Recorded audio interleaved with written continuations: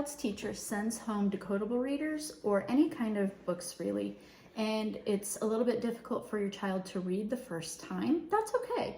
We need to practice reading. So I'm going to show you a strategy called echo reading, where you'll read the pages or the sentences first, and then your child will read them after. Okay, are you ready? Yeah. Okay, this book is called The Red Hen. Well, can you let me do it first, Silly? Sorry. The Red Hen. The Red Hen. Okay. The Red Hen. The Red Hen. It is a hen. It is a hen. The hen is red. The hen is red.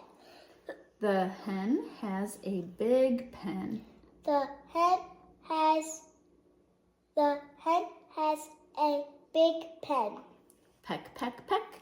Peck, peck, peck. Good job. Thanks, Mom.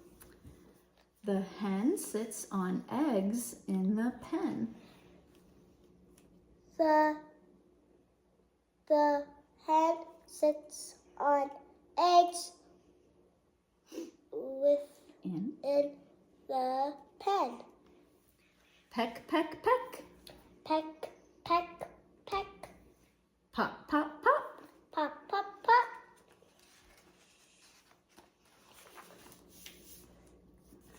The red hen has 10 chicks. The red hen has 10 chicks. The 10 chicks sit. The 10 chicks sit. The 10 chicks get fed. The 10 chicks get fed. Hug, hug, hug. Hug, hug, hug. The red hen is a mom. The red hen is a mom. Okay, so after you're done reading, you always want to ask the child what it was about, even if it was a short story, just because you want to keep that comprehension. You want to keep building comprehension. You want them to understand what they read. So, what can you tell me about the red hen?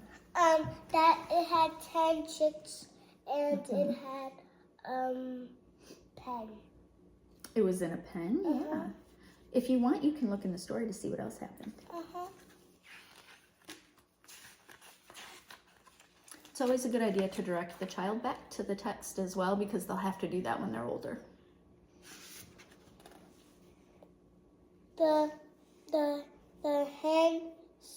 hen sits on eggs. And then what happens with the eggs? They hatch. Ooh, and what comes out? They What's coming out of the eggs? chicks. Yeah, good job. All right, so looking back in the book for answers or for details is never a bad thing, because when they're older, they're going to have to read and find proof of their answer in the story. So we want to make sure we get them in that habit early. Thank you for watching.